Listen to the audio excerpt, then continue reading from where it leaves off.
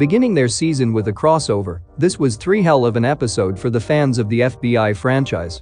With multiple murder counts and a dark topic like human trafficking. This was a great way to pull back fans to the story. It's top ranking here, and today I'll be reviewing the 3-hour crossover of the FBI franchise. Which includes FBI, FBI Most Wanted, and FBI International. Please subscribe, leave a like and click that beautiful bell icon. Enjoy the video. The crossover starts with FBI. The team is investigating a suspicious murder of a young lady who was found on federal property. As the team investigation continues, we see the entire story get many twists added to it. As the murder victim was actually pimping out underage girls to some of the richest people in America. One of the victims we would learn as Julia is currently missing, and the team is set out to find her. As they have cut down to a suspect, the team is pursuing a former soldier by the name of Curtis with the help of Kenny from the Most Wanted division. As the suspect escapes on an ATV, the chase between suspect and agent comes to an end as the suspect falls off the ATV and is being arrested by Agent Kenny.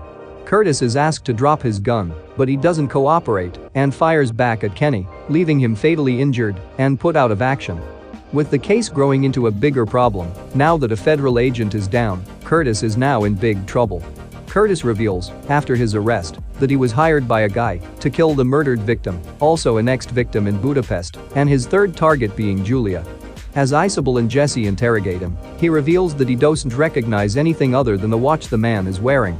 This man is known to be one of the richest men in America. The team has gotten a hit on Julia location, as she is set out to meet her mother before leaving the state. As the team finally get to see Julia, she is kidnapped and placed in a car of an unknown man and gets away. The team quickly chased down this car and got to it, which was near an abandoned building. The car is on flames, however no one is inside. The team then searches the building and OA finds a fatally wounded Julia on the ground with gunshot wounds. As the ambulance is rushing her to the hospital, with her last breath, she recognizes the man and says that he hurted her, which really helped the team out. She also asked OA to save her friend Sonny. Unfortunately, Julia dies tragically, bringing the case into more fire. As the episode comes to an end, the team is going out to arrest a guy who's now the main suspect. As they reach the building, an unexpected gunshot is heard, and they see the main suspect fall to the ground from the top of the building. As OA recognizes the watch, making it certain it was really him, leaving the team shocked. Brilliantly done episode, and good way to end of the episode. As the crossover continues to FBI Most Wanted, the case gets even wilder. The episode begins with Kenny going into surgery, leaving the team with 2 members out since Hannah is with her mom. Isabel seeks the team for their help to investigate the murder of Nathan Tate. The team goes to the murder site and OA gives the team a brief update on the case. With OA taking this case really personally after Julia's death, he asks Agent Jesse to be part of the manhunt, which Jesse agrees to. With one main suspect, which is Fiona Grand, the team goes after the hitman who killed Nathan. As the team goes after the hitman, the chase is on as the suspect gets off the train. The team goes after him, and he gets suspicious and starts a shootout. In the middle of the shootout, a mysterious car pulls up and starts shooting at the team and a police officer, leaving him fatally wounded. As the hitman is about to escape, someone shoots him down, and we later get introduced to a new FBI agent by the name of Kristen Gaines, who's part of the Miami division. She was already tracking down the hitman in another ongoing case. She then requests to join the case since she was already tracking down this guy, which Jesse agrees on. OA and Jesse go to Julia's mom to investigate Julia's room to get any leads on the case and Sonny. As they investigate, Agent Jesse gets a number and a phone which will play a crucial part in this case.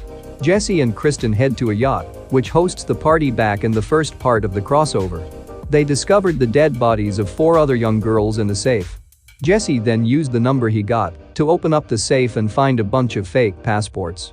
As they track down the phone number of Sonny's phone, the team goes to an apartment where they find Fiona and Jamie, who's Sonny's roommate. Both girls are taken into custody, and here is where things take a turn for the worse and gets even darker. As Fiona tries to lie her way out of this and act innocent, Jamie gives the team proof that she isn't innocent at all. Which left Fiona to ask for a deal and gives the names of many sex offenders, which includes some of the richest and powerful men in society. She also gives out that Colin is the mastermind behind everything. As the team gets a new lead on one of Colin's houses, they head there and start investigating it. Jesse and Kristen enter a room and find out that Colin was recording everything. The team heads to Colin's current location to go in for the arrest. However, Colin's is one step ahead. The team discovers many officers down and 2 wounded people. One of the guys being the one who delivered all the recorded videos after putting them on a laptop for Collins. While the rest of the team is outside, the sound of a jet is heard and they discover that Collins is taking off on a jet. The wounded guy then tells Jesse and Kristen that the laptop contains everything and leaves the 2 of them shocked without any words. This was the peak of this case and crossover. The best one out of the 3 episodes. It really gives for an amazing climax, leaving fans to wonder how they will catch Collins and will the FBI be able to get the blackmail material on the laptop. As the crossover event comes to an end, we get introduced to the new team and series. We see the FBI franchise by Dick Wolf expand to international borders. After being announced back in May, fans were waiting to see what this new spin-off would be like. Collins is put out to be an American fugitive who escaped to Zagreb, Croatia, with Sonny. Isabel is left with no choice but to seek help from the FBI international team. Led by Special Agent Scott Forrester, he and his team base in Budapest heads to Croatia to take down Collins and to capture the blackmail material which is on the laptop.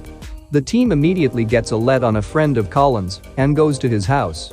While there, the team is forced to back off as the Croatian police are giving them a hard time in integrating the individual. One of the members of the team goes to one of her sources and asks for help since he owns a club in Croatia, which we'll see plays a crucial role by the end of the episode. OA arrives as he intends to take down Collins and save Sonny. The team then gets help from one of the officers who brings Scott to a victim and gets her story. OA is so intent on taking down Collins, it makes him hot-headed, not willing to follow the team's plan. Which leads to Scott having to show OA the bigger picture, which helps OA to calm down and follow the plan. As we see the plan plays out to give a phone tracker to Collins by the newly recruited member of the team. Everything plays out nice. I'll also like to add that, while OA is a FBI agent for the New York district and one of the lead members in the main series, he fitted well in this team and I wouldn't be surprised if we see a return of him to the international team. The team then chases down Collins, nearly losing him. The tip from the club owner helps them get to Collins and capture him. However, this isn't the end, as the laptop is in the hands of an ex-individual and the team chases him and finally apprehended the guys. Collins is brought into custody and the blackmail material is finally in the FBI hands. With this material, the FBI can take down many sex offenders with proof, and one of them shockingly to the police officer being the friend of Collins earlier on in the episode. The team goes to arrest him, this time with the help of the Croatian police.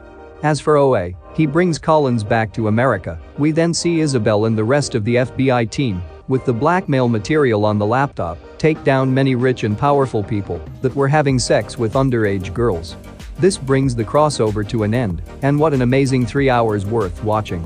What an incredible way to introduce this new spin-off, and I'm sure many fans will continue watching this new team. With all that being said, this crossover was one of the best I've seen from Dick Wolf series. And I know I'm not alone when I say I can't wait for more FBI crossovers and see how crazier they can make it. This was a great way to bring back fans to the series and pull in newer fans. Even with touching on a dark topic as human trafficking, especially that of young girls. With this 3 masterpiece of a crossover, Top Ranking will most definitely give this crossover event a rating of 8 out of 10. It was an amazing crossover, but I still believe it could have been even better. It's Top Ranking here, thank you for watching, hope you enjoyed, and till the next time, do have a blessed one.